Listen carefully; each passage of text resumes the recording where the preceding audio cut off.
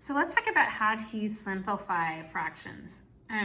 First of all, let's define what fractions are. So fractions are just a way to compare a piece to a whole, or a part to a whole.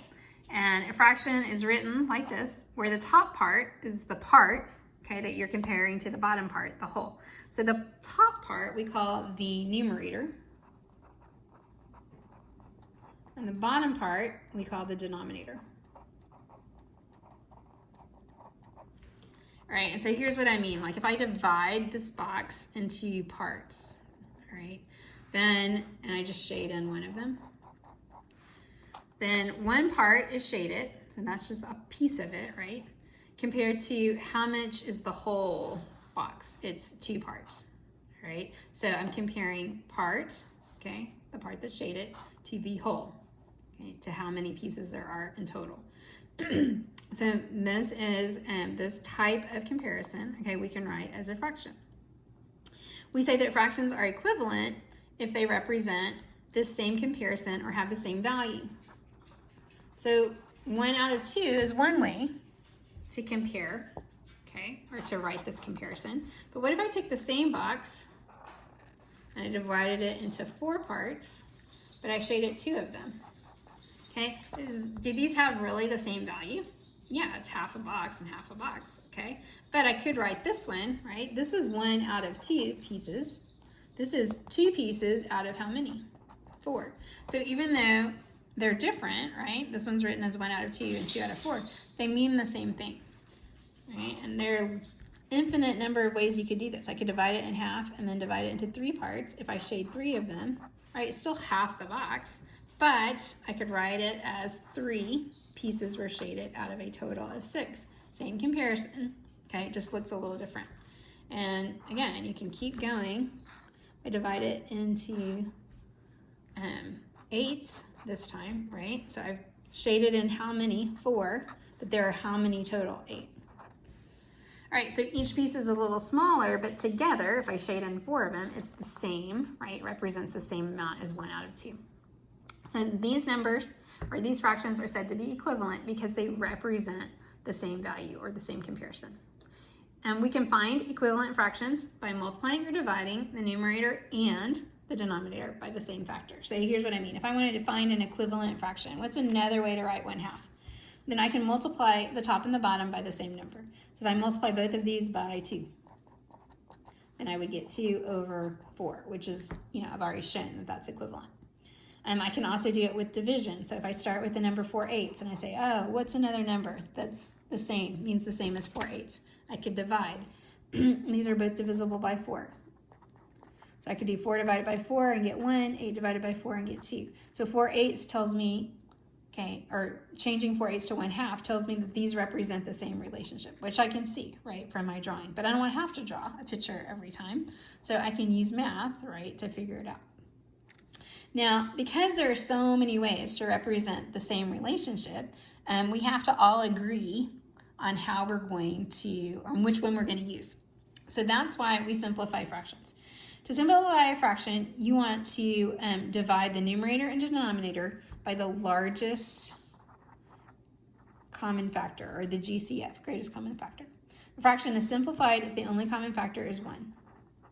So what we're going to do is we're going to take anything like 4/8 and we're going to try to divide it, make it these numbers, the one, like we went from 4 and 8 to 1 and 2, we're going to try to get them as small as possible. Do they represent the same thing? Yes. So 4/8, or 1/2 is not smaller than 4/8, they're the same. Okay, but the fraction itself just looks a little simpler because the numbers are smaller. All right, so this is how we would do it. We start off with the number 12 over 20. We want to see, is there a factor is just something you multiply to get the number. Is there a factor that's the same for both 12 and 20? So what I'm going to show you is I'm just going to list factors that give me 12. So I know to get 12, what and who numbers can I multiply to get 12? I can multiply 1 times 12. I can also multiply 2 times 6. I can also multiply 3 times 4. Now, I could list all the factors of 20 also, okay, or I could just talk about it. Now, for this one, I'll go ahead and list them, but then we're just going to talk about it. So I could do 1 and 20. I could do 2 times 10, what else? I could do 4 times 5. I think that's it. So what numbers do they have in common? They have the 1 in common. They have the 2's in common. They have the 4's in common. All right, so these are their common factors. What's the greatest common factor? What's the biggest common factor? The 4. So that's the one you want to divide by. So 12 divided by 4, what times 4 is 12? 3.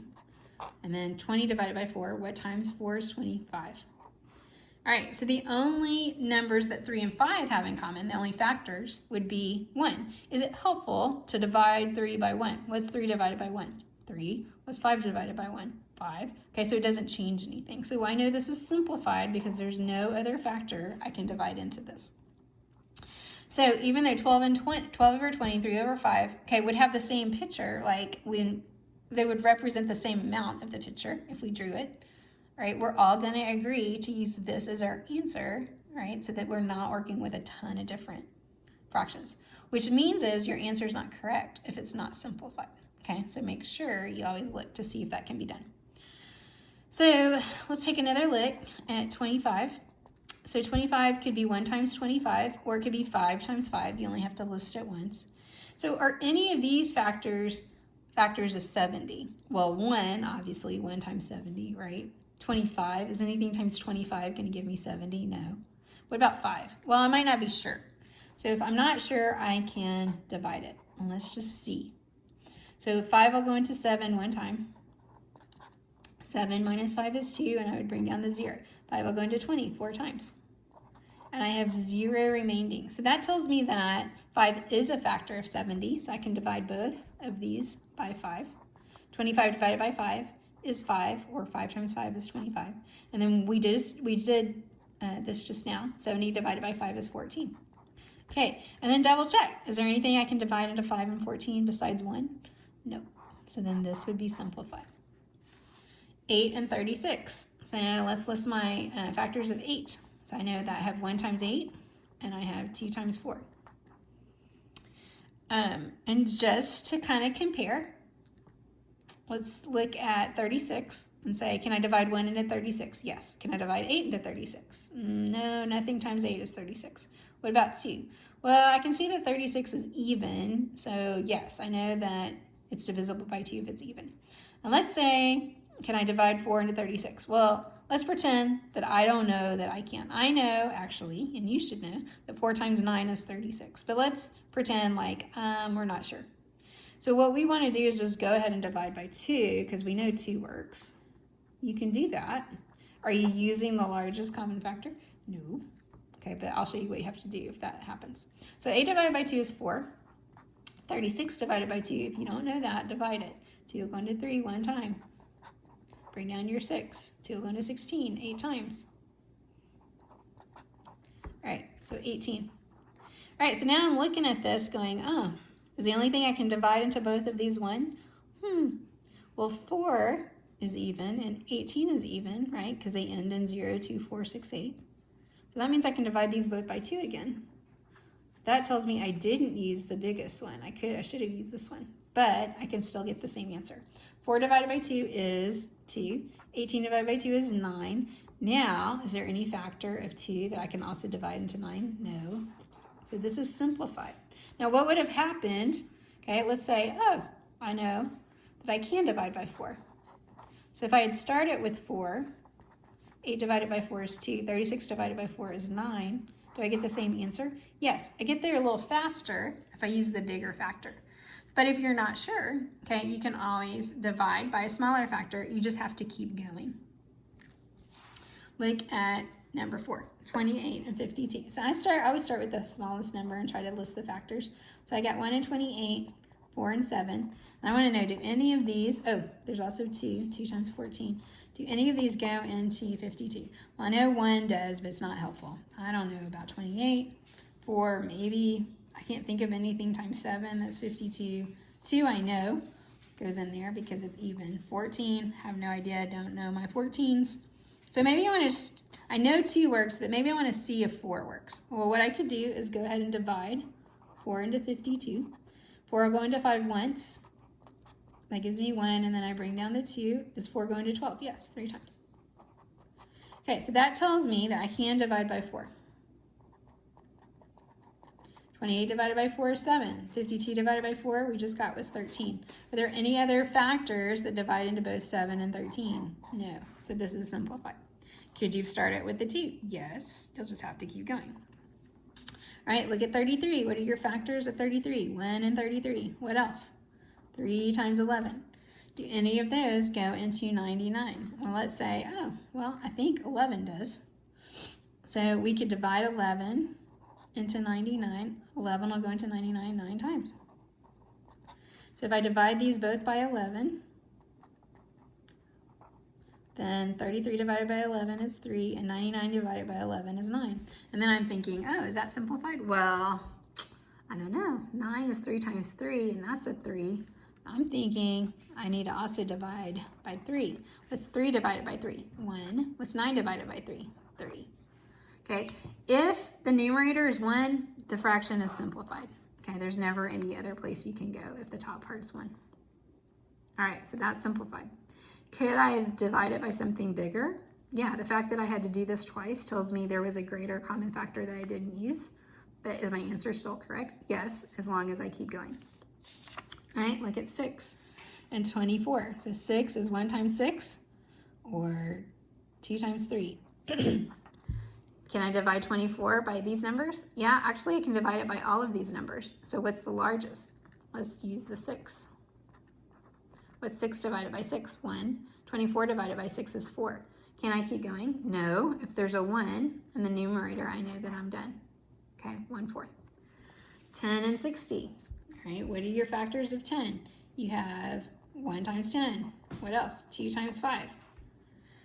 Can any of these divide into 60? Well, actually, the 10 can divide into 60. 10 divided by 10 is 1. 60 divided by 10 is 6. I know the 1 is in the numerator, so I know that this is simplified. 1 over 6. Now, if I hadn't known that, could I have used 2 instead? Yes. It's just going to take a little longer to get there. All right, 54 and 72. Now, these numbers get a little bigger, right? Maybe they take you a little longer to figure out, but the process is the same. So what are your factors of 54? Well, 1 and 54, those are always the easy ones. 2, if you don't know, it's 2 and 27. Okay, can you think of anything else? 54, maybe 6. Maybe I know that 6 times 9 is 54. There's actually a factor of 3, but let's say I don't know that. Okay, that 3 times something gives me 54. So I look at 72. What can I divide into 72? Well, maybe that's a big number, and I don't know all my multiplication facts like I should. So maybe I don't know that it's divisible by 9. Okay, maybe I don't know that it's divisible by 6. Maybe all I know is that it's divisible by 2 because it ends in a 2. So that's where I start, and that's fine. 54 divided by 2 is 27. 72, if you don't know that, right, you're doing your little division out to the side. 2 will go into 7 3 times. 2 will go into 12 6 times, and you're done. Okay, I knew 54 divided by 2 was 27, but maybe you didn't. So that was 4. Bring down the 14, or the 4, and 2 will go into 14 7 times. All right, so that gives me 27 over 36. Can that still be simplified? Well, those numbers are still pretty big, so maybe. What's a number that gives me 27? Well, I know 3 times 9 gives me 27. Can I divide 3 into 36? Yes, actually, I can. So divide both of these by 3. All right, 27 divided by 3 is 9. 36 divided by 3, let's say I don't know that. 3 are going to 3 1 time. 3 are going to 6 2 times, so 12. Okay, now am I done? Well, actually, 9 is 3 times 3. Is 12 3 times something? Yes. So divide them both by 3.